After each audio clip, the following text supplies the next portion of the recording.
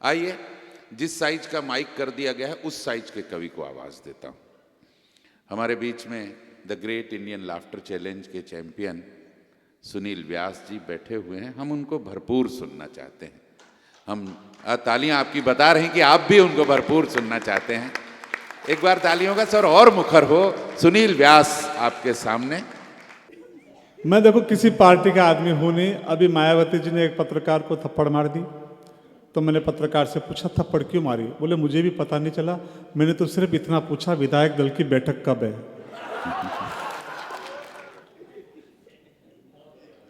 प्रणाम करना चाहता हूँ। बहुत अच्छा आपने आज हमें आनंद दिया है ठाकुर जी की इस नगरी में। मैं आपको एक जानकारी दे दूँ, मैं भी कवि बनने से पहले महान गायक था। ये बात बहुत कम लोग जानते, कम क्या खाली मैं ही जानता हूँ।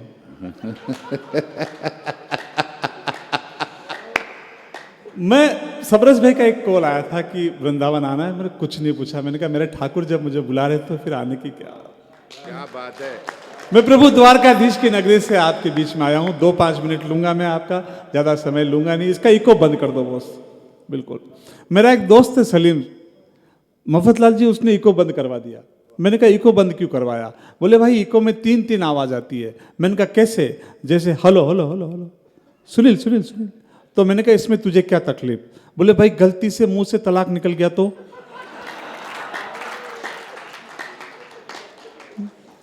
आप हंस रहे हो, मुझे अच्छा लग रहा है। कोरोना के बाद की ये जो जिंदगी है, बोनस की जिंदगी है हमारी, है ना। इस पल को, एक एक पल को झीलना, हमेशा हंसते रहना, मुस्कुराते रहना, ठहाके लगाते रहना। क्योंकि मैं जानता हूं जो आदमी हमेशा हंसता है, मस्त रहता है, कभी स्वर्ग में नहीं जाता है। अगली पंक्ति छू जाए तो मुझे शुरू कर देना। जो आदमी हमेशा हंसता है, मस्त रहता है, कभी स्वर्ग में नहीं जाता, बल्कि जहां जाता है वहीं स्वर्ग बना देता है। वाह सुनील। मैं आपको कभी नहीं कहूंगा कि ताली बजाओ या दोनों हाथ खड़े करके ताली बजाओ, नहीं बजानी, यहां से फट जाए अपने तो। और मैं इतनी लंबी चौड़ी कविताएं भी नहीं सुनाऊंगा। ये ठाकुर जी का दरबार है साहब। हाँ, आप 56 भोग स्वरूप में यहां बैठे हैं और 56 भोग पर एक तुलसी भारी पड़ती है साहब। क्या बात है, क्या बात है सुनील, बहुत अच्छे। बड़े बड़े लोग बैठे हैं, गजलकारा, ये सब। मुझे क्या गजल वजल आती नहीं है, लेकिन फिर भी मैंने एक बार कोशिश की थी, तो आसिम भाई ने कोने में ले जाकर बहुत पीटा। तब से ऐसी रिस्क उठाई नहीं सर। मैं लंबी चौड़ी कविताएं सुनाऊंगा नहीं। पिछली बार सुनी थी आदरणीय, सामने एक बहुत बड़े अतिथि बैठे हुए थे। मेरी कविता सुन के उनको यहाँ दर्द उठा, 2-4 पंक्ति और सुनाई, दर्द और बढ़ा, फिर और सुनाई तो उनको डायरेक्ट हॉस्पिटल एडमिट करना पड़ा। मामला निपट गया उसका। जज ने कहा तेरी कविता सुन के वो फ्री हो गया, तुझे फांसी की सजा होगी, अंतिम इच्छा बता। मैंने कहा जज साहब वो अधूरी कविता में चला गया था।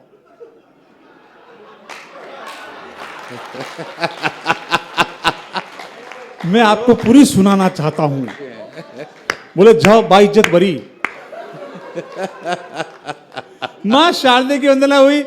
आज हनुमान जन्मोत्सव है। मेरे बाबा मनोजवम मारुतुल्य वेगम जितेंद्रम बुद्धिमताम वरिष्ठम वातात्मजम वानरयुक्तम मुख्यम श्री राम दूतम शरणम प्रपज्ञे। ठाकुर के दरबार में खड़ा हूं। हे चक्र सुदर्शन धारी, तेरा भरोसा भारी, आया शरण तिहारी, रख लीजिए प्रभु लाज हमारी। बैठ गिरिराज शिखर पे, ध्यान रखियो गिरधारी, माथे पर तेरा हर नखरा, तेरे आगे गयन का बछड़ा। खमा ब्रजराज खमा मौज है, तेरी सरकार में चकाचक है सब। जय जय श्री राधे। जय हो। ठाकुर के दरबार में बैठे चकाचक आनंद लेना, मस्ती लेते रहना साहब। बिल्कुल तनाव पालना नहीं। कश्मीर का, पाकिस्तान का तनाव नहीं पालनी अपने। हैं गुजरात, अपन यहाँ गुजराती बहुत ही आते हैं। गरबा खेलते हैं कि नहीं खेलते? और गरबा में क्या आता है? पावली लेन हूं तो पावागढ़ गई थी, पावागढ़ वाली मैंने दर्शन दे, नहीं तो मारी पावली पाछी दे।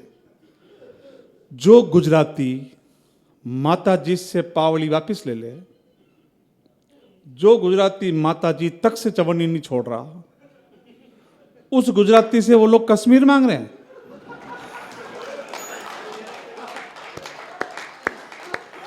बिल्कुल आनंद लेना, अपने ठाके लगाते रहना साहब। मां शारदे की वंदना हुई है ना। आदरणीय दीपिका जी ने मां शारदे की वंदना की। मैं गणेश जी की वंदना करना चाहता हूँ। मेरे इष्ट प्रथम पूज्य देव गणेश को याद करना चाहता हूँ, और यहाँ जितने भी मेरे भक्त लोग बैठे हैं मैं उन्हें प्रणाम करते हुए वंदना करता हूँ। मफतलाल जी, स्वागत सुनील। आप भी वंदना में मेरा साथ दीजिए सर। मैंने मफतलाल में भी काम किया हुआ है सर, वहाँ मुझे पेमेंट बराबर टाइम टू टाइम मिलती थी। प्रणाम करता हूँ। ऐसे ही करना पड़ता है, जब गाते हैं ना सुर मिलाते हैं, मेरे को भी मिलाना पड़ रहा है। लीजिए वंदना। बोल गणेश जी महाराज की। अपनी वंदना खत्म। इससे ज्यादा वंदना अपने को आती भी नहीं है। मैं सही कह रहा हूं, अपन बहुत इंटेलिजेंट लोग हैं साहब, है ना। अपन ये बहुत इंटेलिजेंट लोग हैं, सब ब्रज के लोग हैं। मेरा भी पूरा मतलब शुरू से ब्रज की एक रंगत हमारे परिवार में जमी हुई है। पिताजी ने बचपन में ही समझा रखा, बेटा कभी किसी से कोई चीज मांगना तो ऐसे मांगना जैसे अपने बाप की। देवे तो ठीक, नहीं देवे तो कौन से अपने बाप की रहे। और पंडित खाने पीने का पूरा ध्यान रखना। अपने को तो पूरे राजपाट छोड़ दिया अपने खाने पीने के चक्कर में। खाने पीने का पूरा ध्यान रखना। पहली बार खाए तो ऐसे खाना जैसे दूसरी बार कभी मिलेगा नहीं, और दूसरी बार खाए तो ऐसे खाना जैसे पहले कभी देखा ही नहीं हो। हमारे जो ताऊ जी थे ना भाई साहब, भांग के नशे में 40-40, 50-50 रोटियां खा जाते थे, और हमारी ताई बेचारी रोटी बनाती रहती थी, परेशान थी। तो सर्कस वाले आ गए, ताऊ जी को बोले काम करोगे? बोले काम क्या करना? बोले रोटी खानी है, कितनी खा सकता है एक बार? बोले 20 खा सकता हूँ। एक बार में 20 खा लेगा? बोले हाँ चलो सर्कस में। 3 से 6, 6 से 9, 9 से 12, और सर्कस वाले शुरू। हमारे बीच में ऐसा आदमी एक साथ 20 रोटी खा सकता है। ताऊ जी आए, 20 रोटी रखी, निपटा दी। 6 से 9 हमारे बीच में ऐसा आदमी एक साथ 20 रोटी खा सकता है। ताऊ जी आए, 20 रोटी रखी, खत्म। 9 से 12 में ताऊ जी गायब। बोले कहाँ गए, ढूंढो इसको। ताऊ जी पीछे बैठे टेंट में, इतना बड़ा टिफिन खोल के। बोले तू यहाँ टिफिन खोल के खाना खा रहा है? शो शुरू हो गया, जल्दी कर। बोले अच्छा, दिन भर काम ही करूं, रोटी भी नहीं खाऊं?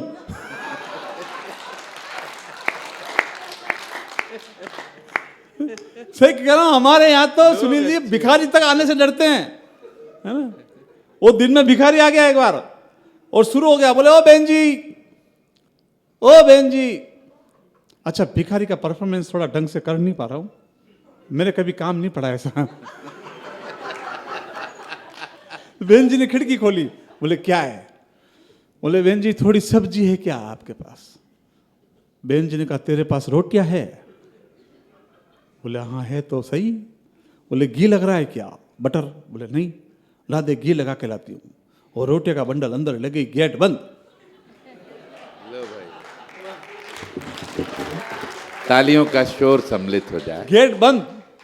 1 घंटे तक वापस बाहर नहीं आई। दूसरा भिखारी आया, बोले यहाँ क्यों खड़ा है? बोले ऐसे ही। बोले ऐसे ही क्या? तेरी रोटियां ले गई क्या वो? बोले तुझे कैसे पता? बोले 2 घंटे पहले मेरी सब्जी लगी थी गरम करने।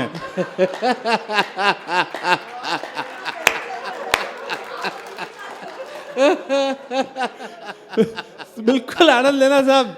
और पीछे तो कुछ लोग ऐसे घूम-सूम बैठे जैसे मैंने उनसे नींबू मांग लिया हो।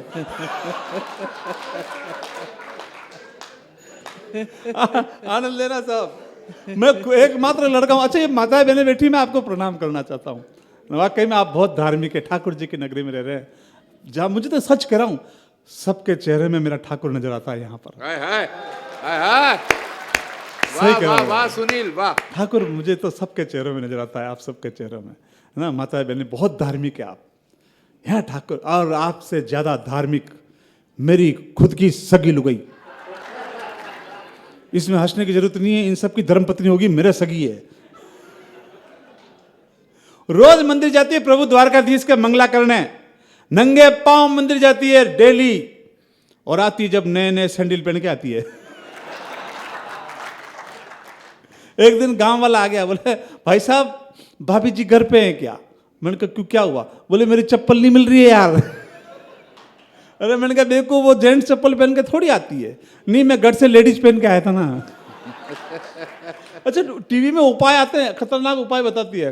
कुंभ राशि की महिलाएं ध्यान दे, आज के दिन अगर भूरे कुत्ते को खीर खिलाएगी तो उनके सौभाग्य में वृद्धि होगी। अब वो रहती है मुंबई में ऊपर 30वें फ्लोर पे, नीचे देखे ढंग से सड़क नजर नहीं आती बहन जी, कुत्ता कहां से नजर आए। और वो भी पूरा। छोरा दिन भर मोबाइल में खेलता है, हैं? जैसे आपने मुझे छेड़ा था मोबाइल के लिए। मैं दिन भर ऑफिस में काम करता हूं, मैं और मेरा बेटा उससे ढंग से नहीं मिल रहा, कुत्ता कहां से मिले, और वो भी पूरा। लेकिन वो धार्मिक पत्नी खीर बनाती है और शाम को थक कर जब मैं घर आता हूं,